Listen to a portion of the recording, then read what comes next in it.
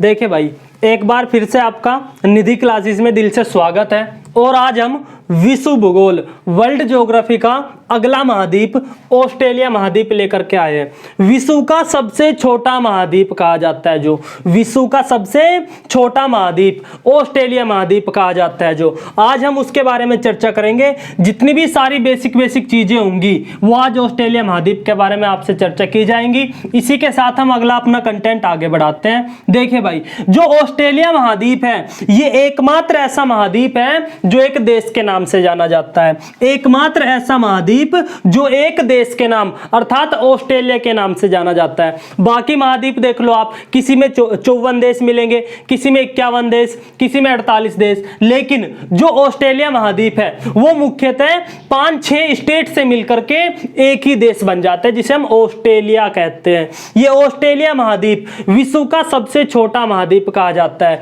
ये एक देश है, इसलिए इसे देश वाला महाद्वीप कहा जाता है, देश का महाद्वीप भी कहा जाता है। इसी के साथ इसके 6 प्रांत हैं, 6 के 6 इंपोर्टेंट है। पहला क्वींसलैंड, जिसकी राजधानी क्वींसलैंड, जिसका महत्वपूर्ण सिटी ब्रिस्बेन माना जाता है। ठीक भाई, जो क्वींसलैंड होगा उसकी राजधानी या महत्वपूर्ण शहर जो कौन सा होगा, ब्रिस्बेन होगा। इसके बाद न्यू दक्षिणी वेल्स, न्यू साउथ वेल्स क्या होता है भाई, इसमें सिडनी होता है और कैनबरा, दो मुख्य देखो ये सारे पूछ ले जाते हैं कभी कभी, ये आपको मिलान करने के लिए आ जाते हैं कि ब्रिस्बेन सामने लिखा होगा फ्रांस या ऑस्ट्रेलिया या इटली, तो आपको पता होना चाहिए कि ब्रिस्बेन कहां पर पड़ता है, ऑस्ट्रेलिया में। न्यू दक्षिणी वेल्स, सिडनी, कैनबरा। इसके साथ विक्टोरिया, विक्टोरिया में जो इंपोर्टेंट सिटी मेलबर्न, मेलबर्न आपका विक्टोरिया प्रांत में पड़ता है। इसके बाद दक्षिणी ऑस्ट्रेलिया, दक्षिणी ऑस्ट्रेलिया में एडिलेड, एडिलेड एक बहुत महत्वपूर्ण अपने आप में शहर है, उसके बारे में हम खूब चर्चा करेंगे। एडिलेड क्यों फेमस है, दक्षिणी ऑस्ट्रेलिया का एडिलेड। इसके बाद पश्चिमी ऑस्ट्रेलिया में आते हैं तो आपको मिलते हैं कि पर्थ, जो सिडनी को भी जोड़ता है। यदि आपने पढ़ा होगा ऑस्ट्रेलिया महाद्वीप में तो सिडनी और पर्थ के मध्य एक रेलवे भी है। ठीक, तो पर्थ पश्चिमी ऑस्ट्रेलिया में पर्थ इंपोर्टेंट। उत्तरी टेरिटरी ऑस्ट्रेलिया, उत्तरी टेरिटरी ऑस्ट्रेलिया में रम जंगल, एक नाम है RAMJUNGLE, रम जंगल।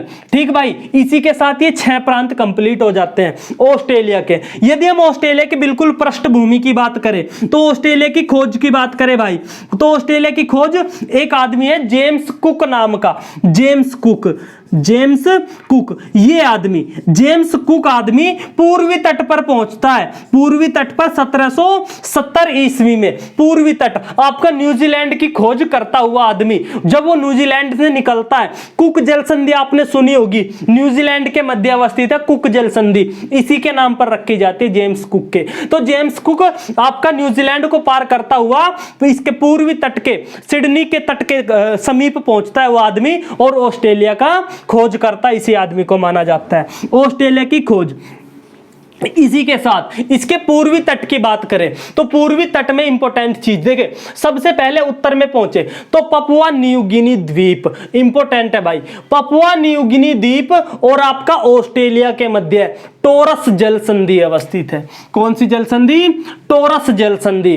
पूछ ली जाती है कि टोरस जल संधि कहां पर अवस्थित है, तो पपुआ न्यू गिनी और कैप यार्क, यहां पर ये एक कैप यार्क नाम का एक यहां पर ये प्रायद्वीप दिखता है, इसी के मध्य। तो ऑस्ट्रेलिया और पपुआ न्यू गिनी के मध्य टोरस जल संधि अवस्थित है। इसी के जस्ट नीचे आओगे तो आपको यहां पर दिख रहा होगा कोरल सागर। ये जो कोरल सागर है, ये कोरल एक कोरल प्रकार, एक जो कोरल होता है ना, कोरल जीव होता है, एक परवाल होता है कोरल, उसी के नाम पर इस सागर का नाम रखा हुआ है कोरल सागर। यहां पर एक रीफ भी पाई जाती है, ग्रेट बैरियर रीफ कहते हैं जिसे। कोरल अर्थात परवालों से निर्मित एक पूरी की पूरी श्रृंखला, लगभग 200 किलोमीटर पानी के अंदर फैली हुई है, ऑस्ट्रेलिया के पश्चिम पूर्वी तट पर यहां पर फैली हुई है। वो ग्रेट बैरियर रीफ कहा जाता है। जो मूंगा निर्मित चट्टान, इसे पानी में बगीचा भी कहा जाता है। पानी में बगीचा बगीचा या महान परवाल भित्ति हिंदी में, या फिर ग्रेट बैरियर रीफ, तो कोरल सागर में अवस्थित है वो। विश्व की सबसे बड़ी ग्रेट बैरियर रीफ ऑस्ट्रेलिया में पाई जाती है, जिसे महान परवाल भित्ति कहते हैं। महान परवाल भित्ति, परवाल एक प्रकार का, दरअसल सुनो क्या चीज होती है ये महान परवाल भित्ति क्या है। महान परवाल भित्ति कई जगह मिलेगी आपको, लेकिन सबसे ज्यादा ऑस्ट्रेलिया अपना श्रीलंका को भी जोड़ती है, जिसे आप वो कहते हो ना कि रामपुल जो होता है वो आदम का पुल, वो सब वही है। दरअसल होता क्या है कि एक प्रकार का जीव होता है जिसे परवाल कहा जाता है। ये परवाल नाम का एक प्रकार का जीव होता है। इस जीव के यहाँ पर इसके सामने की साइड एक छोटा सा मुंह होता है भाई, और ये मुंह क्या होता है कि प्रदूषण के कारण ये मुंह बंद हो जाता है। जब ये पानी में बहुत ज्यादा प्रदूषण होगा तो ये मुंह चेहरा क्या होगा, ये मुंह बंद हो जाएगा, और जब ये मुंह बंद हो जाएगा तो ये जीव आपस में मर जाता है। और इसकी सबसे अच्छी खास बात क्या है,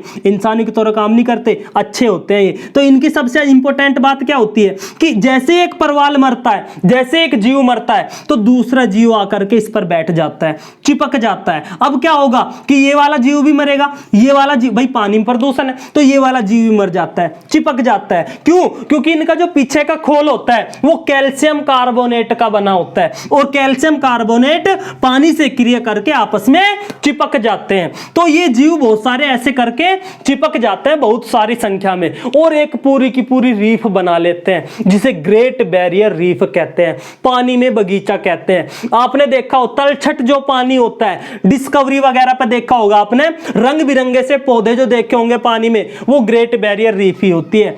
ठीक भाई, तो तलछट पानी में पाया जाता है। ये दिखता भी है, दरअसल ये बड़ी मात्रा में, बहुत लगभग 200 किलोमीटर लंबे विश्व की सबसे बड़ी ग्रेट बैरियर रीफ ऑस्ट्रेलिया में पाई जाती है। इसी के साथ हम नीचे की साइड आए, ये इंपॉर्टेंट था, ये बात बहुत इंपॉर्टेंट थी, इसे याद रखना, ग्रेट बैरियर रीफ को, महान परवाल भित्ति को। इसके बाद हम जस्ट नीचे आते हैं, यहां पर दिखता है हमें एक देश न्यूजीलैंड कहते हैं हम जिसे, न्यूजीलैंड की राजधानी वेलिंगटन।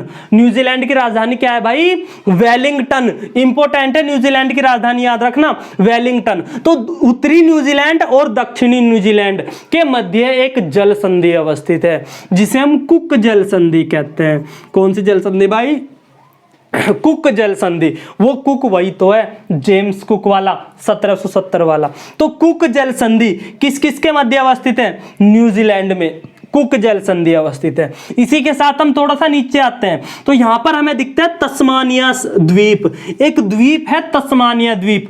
तस्मानिया नाम का एक सागर भी है, लेकिन एक द्वीप है तस्मानिया द्वीप। ये जो तस्मानिया द्वीप है और ऑस्ट्रेलिया है, इन दोनों के मध्य एक जल संधि अवस्थित है, जिसे हम बोस स्ट्रीट कहते हैं या बोस जल संधि कहते हैं। तो तस्मानिया और ऑस्ट्रेलिया, या फिर आप और भी ज्यादा कोशिश करो जानने की, तो विक्टोरिया प्रांत और तस्मानिया के मध्य कौन सी जल संधि अवस्थित है मेरे भाई? बोस जल संधि।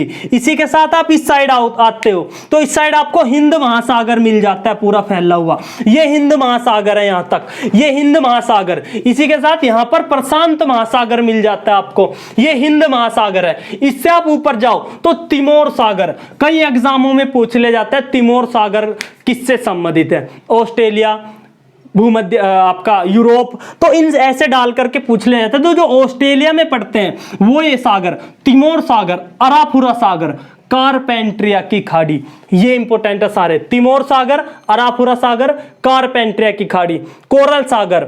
इसके साथ साथ ग्रेट बैरियर रीफ होगी। अब इस महाद्वीप में दो नदी बहती है। नदियों की बात करें, इंपॉर्टेंट है दोनों नदी। दो नदी बहती है जिनका नाम होता है मर्रे और डार्लिंग।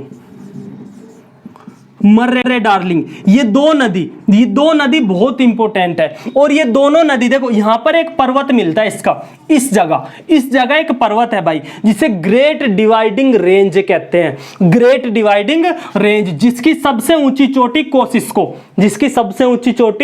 कोसिस्को है। ग्रेट डिवाइडिंग रेंज ऑस्ट्रेलिया के पूर्वी भाग में। देखिए अब चीजों को आप बहुत ज्यादा ध्यान से समझने की कोशिश करना, बहुत इंपॉर्टेंट चीज बता रहे हैं। देखिए जो ग्रेट डिवाइडिंग रेंज होती है वो ऑस्ट्रेलिया के पूर्वी तट पर है। इसी वजह से जो यहां से मानसून उठता है, यहां का मानसून उठता हुआ जब ऊपर की साइड जाता है तो इसके पूर्वी तट पर वर्षा करता है।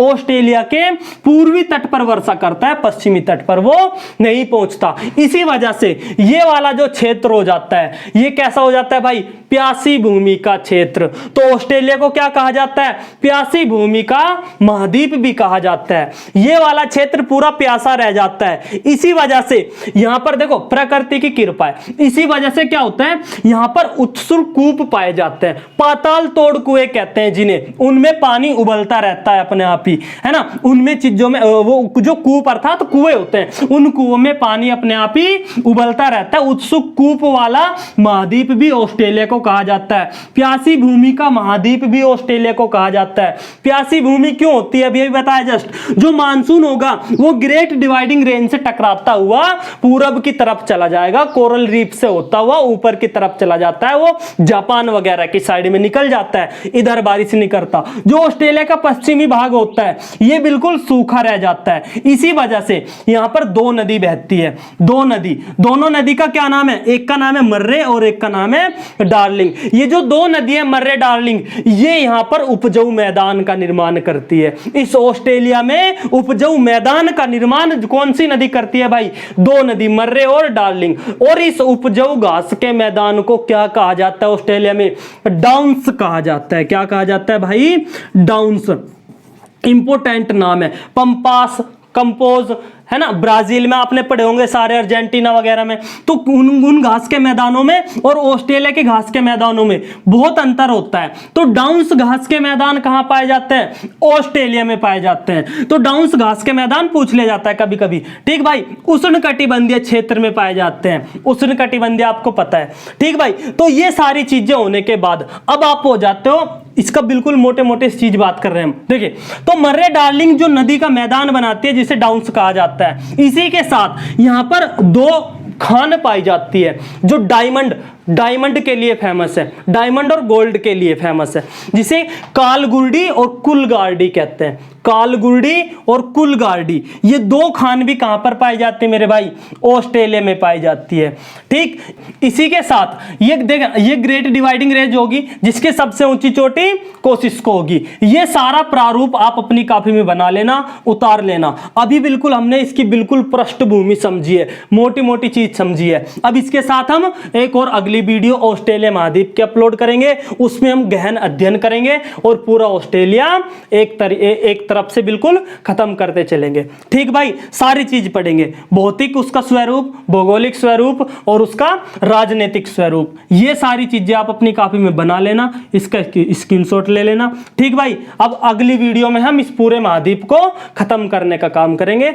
आज का कंटेंट इतना ही रखते हैं हम, अगली वीडियो में मिलते हैं आपसे। इस वीडियो को लाइक करना, शेयर करना और चीजों को सब्सक्राइब, आपको पता ही है चैनल सब्सक्राइब करना होता है, वो सारी चीजें कर लेना। ये आज का कंटेंट हम इतना ही रखते हैं। इसके बाद हम अगली वीडियो बनाएंगे ऑस्ट्रेलिया महाद्वीप को लेकर के, जिसमें पूरा ऑस्ट्रेलिया महाद्वीप आपके सामने बिल्कुल बिछा हुआ होगा, एक एक जगह आपको घुमा के लाऊंगा ऑस्ट्रेलिया महाद्वीप की, ठीक भाई। धन्यवाद।